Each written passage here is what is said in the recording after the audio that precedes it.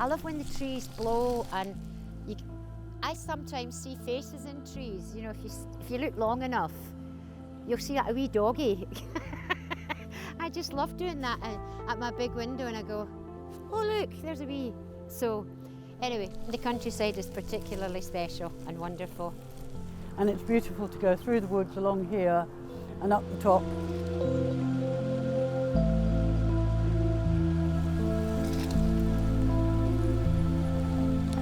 It's unique, like views unmatched, it's peace and quiet sometimes. There's just so much you can access from here, particularly the natural world. So it's just a beautiful haven away from all the busyness. Well, mostly actually at this time of year there's lots of people swimming, and I'm just looking at people swimming here in the loch. So yeah, we've been swimming in the wee loch here, which is amazing. Yeah. And what about the guys with the boats? Oh, yeah. They're not here. Yeah. Oh no, there's one. Yeah, the two readers here.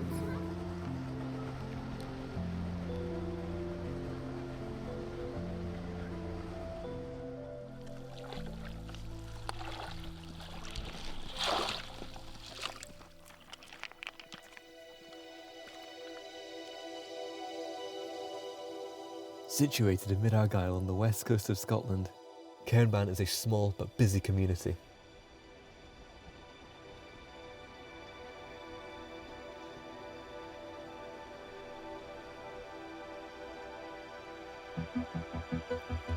Running the length of Cairnbaan is the famous Crinan Canal.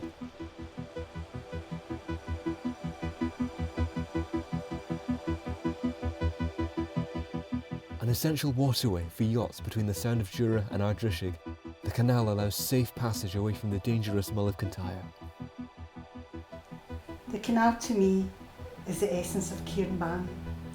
Our whole community walks along it, cycles it, traverses over the lochs. We watch the boats go by, and the community energy ebbs and flows throughout the seasons.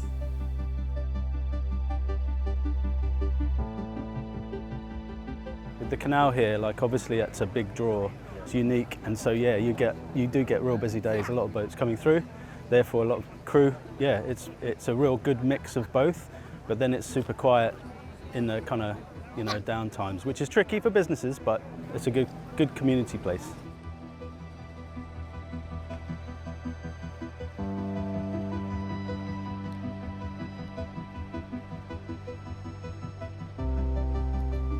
Like more and more small communities across Scotland, Cairnbaan is experiencing a decline in young people and jobs.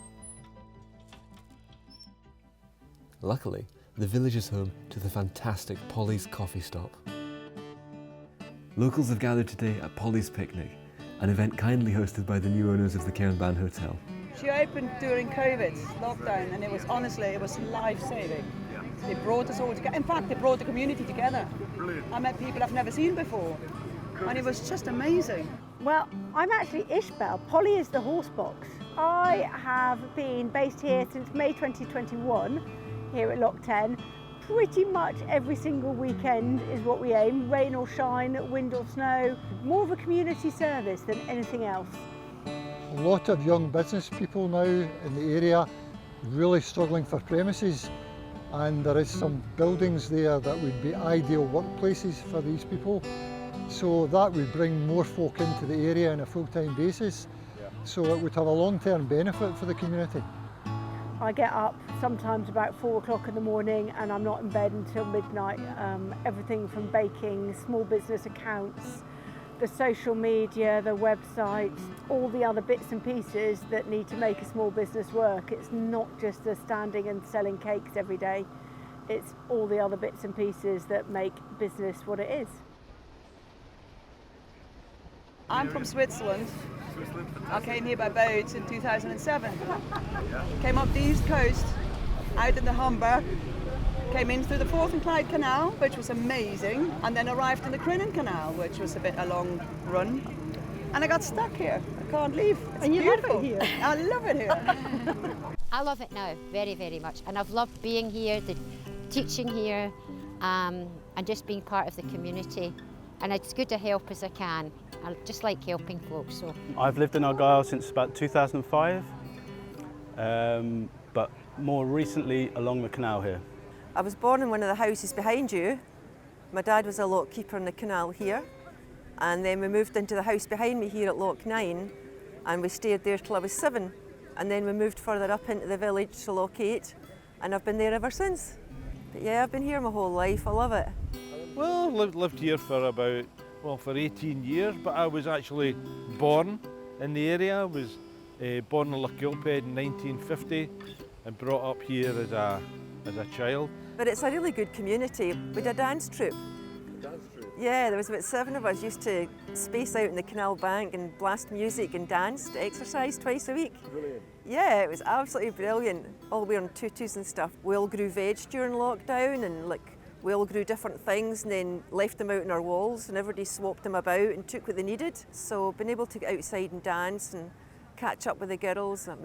I'm the youngest one of the lot of them, so that tells you what the rest are like. I think in Cairnbaan there's always been a community, but the main problem with Cairnbaan is that it's split in the middle by the canal. So the population lives on either side of the canal. The one thing that we as a trust want to do is to bring these two groups together and to try and get a strong community spirit in the area. There is a community spirit here that could be seen today with the Polly's picnic, and when everybody is actually sitting, talking together. It's very important that we have these events in the area. Really enjoyed having community event days. We've held a few here over the past couple of years and really enjoyed the way that the community gets together. And I really think that just continuing community spirit, getting to know your neighbours, having a chat, is brilliant. It's all part of being Cairnbaan. Everybody seems to know everyone, and it's just such a lovely atmosphere all the way along the canal. After a couple of meetings at the hotel, the Cairnbaan Community Trust was formed from small yet determined beginnings. Well, how did it all start? British Telecom selling off their phone boxes for £1. And we bought the phone box for £1. The defibrillator came because you had an idea that you could get a defibrillator in a phone box because you'd done a bit of asking around. But the construction company, which were called Amco Griffin. Oh, Amco Griffin, yeah. They did it all, didn't they? Yeah, they did. And then Valerie came up with the idea of the book box. So now we have the book box and the defibrillator. And a lot of cobwebs inside. A lot of cobwebs.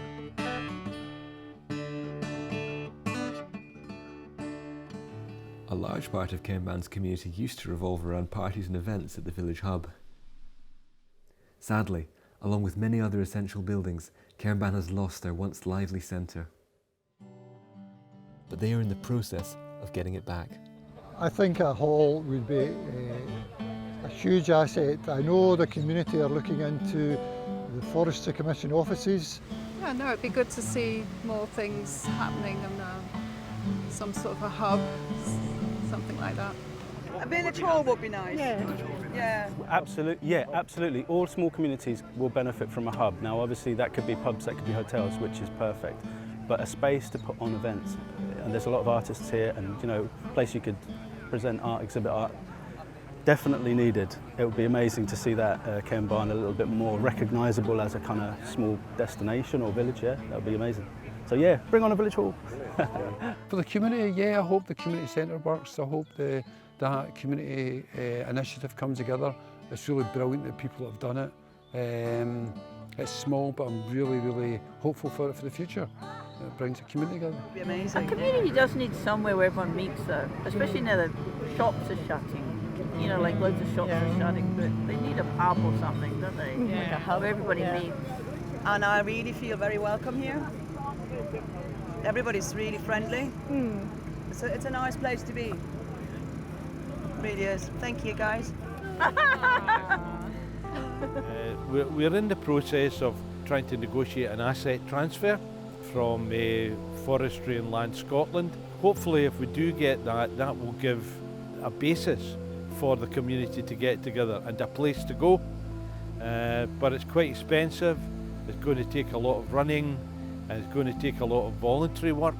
So the idea is really to encourage a lot of the people in the community to get together and take an active part in that process.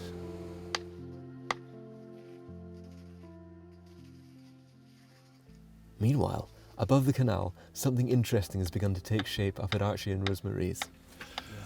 I'm building here a green man sculpture. It's a green man sculpture out of earth and wood. And what's inspired that is a friend of ours, a man called Fraser McIver, used to live in the canal, and he once did an etching of a green man for us. And thinking of Fraser, I thought that would be quite an appropriate art installation that he might like, although he's not here, he's somewhere else. Cairnbaan hasn't just lost important buildings. The Green Man sculpture is a tribute to Fraser McIver, a much-loved local to the canal who is sadly no longer with us. So he was Canadian born, he was French speaking, he was an absolutely bright chap. And then in 1997, he came from Edinburgh to Argyll and he never left because he absolutely loved it and he made it his home. So for me he was a painter, but he also was a printmaker, and he absolutely also was a bit of a poet and a writer.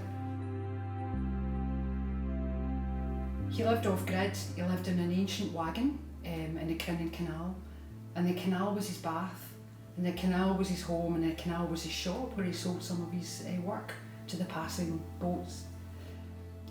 So for us, he was a friend. We met often together around dinner tables, and if he came to your house to eat, he would bring you flowers, or he would bring you anything that he could from his canal, or he would bring you a piece of his artwork. They lived in the canal towards Crinan and quite isolated, and to go to the library and to charge his phone, he cycled. So he was travelled through Cairnbaan at least twice a day. The thing that showed you how much he was loved in Cairnbaan was when he died. Unfortunately, they came together in the Cairnbaan Hotel, which was still open, and there was hundreds of people there. So many, they had to move, send people away and come back another night. And so you still miss, you still thinking? You think he's coming? Well, you made his dinner that night he died. That's right, he never turned up. I was here. Because you often made a bit more, because Fraser always turned up at dinner time, didn't he? Always. And I was away and working or something, and you had to make dinner for him, and you just He didn't never come. turned up.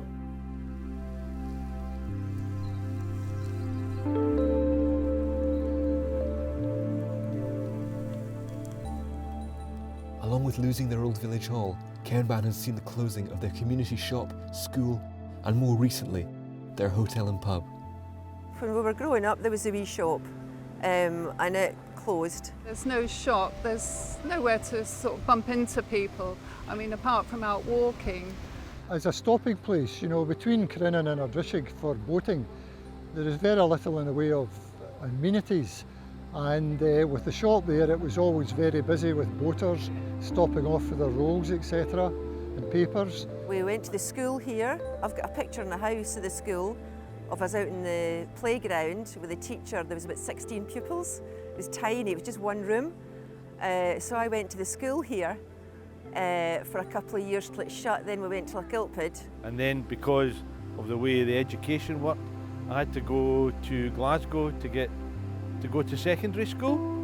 But yeah, we've no shop now and we've no hall. How long have you lived in Cairnbaan for? Me, since I was born. Since you were born? I ain't moved. I've been here all my life. For how long did you run the shop for? 38 years. Aye. This room, this is a nod to the past. Yeah. In days gone by, it was shelved to the ceiling. Why did the shop close? Why? Yeah. Old age. Old age. No, not old age. Well, Ogilvy retired. The post office asked you if you would stay on, but Ogilvy had reached this, you know, your retirement age and decided he was going. When I came to Cairnbaan first, there was still a little commercial traffic on the canal, but that's gradually, of course, no longer. Well, the boats have all gone, not the puffers and what have you. They've gone. Yeah. Some time ago. And ultimately the hotel as being a must-do stopover for going through the canal, especially since you have 4 days passage on your canal ticket. Apart from just a place to go and eat and have a beverage, it was also for the area that we're in a place where the community could get together and have meetings, discussions, etc. Always had ceilidhs at Christmas and the New Year time. So it was a real hub of the community. The fact that the hotel has been taken over and the owners being here today are very open with their intentions for the hotel, very willing to take on locals' views on what the needs are for the community. So the future's looking very promising for that. In 2023, Cairnbaan Hotel announced its closure. New owners Mark and Jennifer, who have kindly sponsored today's coffee morning, are here to discuss their plans for getting the hotel back up and running as a community hub. What we're looking at here is a location that doesn't frighten off day trippers, visitors. In my opinion, because I drive by hotels that have signs outside saying open to non-residents, I don't stop, because to me, primarily that's a hotel and it's not a day restaurant, it's not a day bar, it's not a coffee lounge. So the hotel, we've analysed it, we were going to call it Cairnbaan Motor Inn. It's also called Cairnbaan Temperance Hotel. Doesn't really work. Just going to call it Cairnbaan.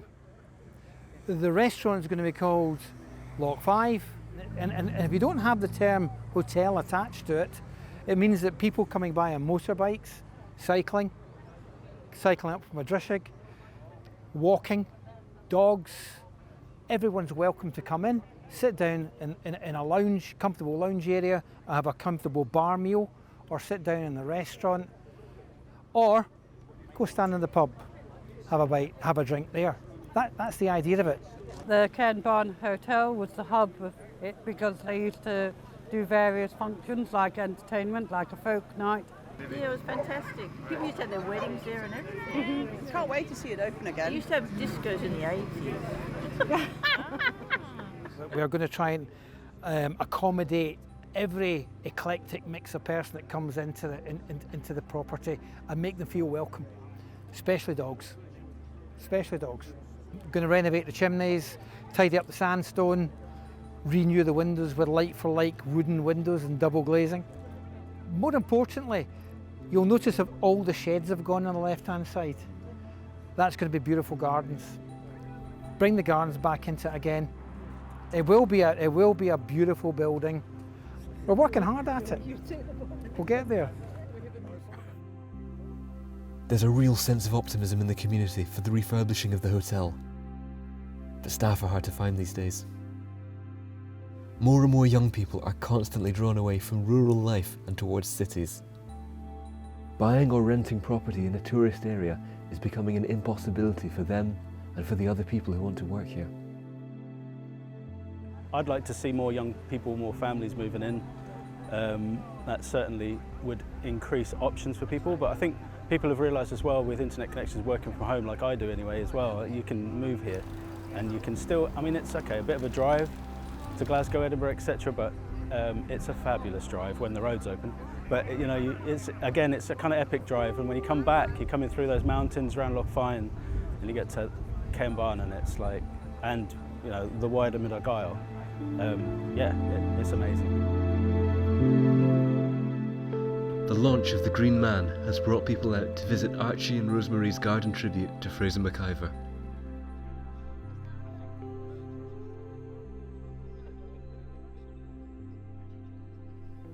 Cairnbaan is a community that has lost a lot. Small rural communities all across the UK are being affected by the losses of critical features like shops, accommodation and village halls. But we've seen here that the spirit of Cairnbaan is still very much alive and fighting to get back on its feet.